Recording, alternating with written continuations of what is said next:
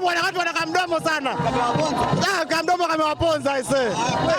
Aise mimi na furaha zaidi. Nimetoka Dodoma kisa yaani mnyama kabisa mwanangu. Sasa hivi safari ya Dodoma. Nimetoka Dodoma. Sasa hivi naenda Dodoma.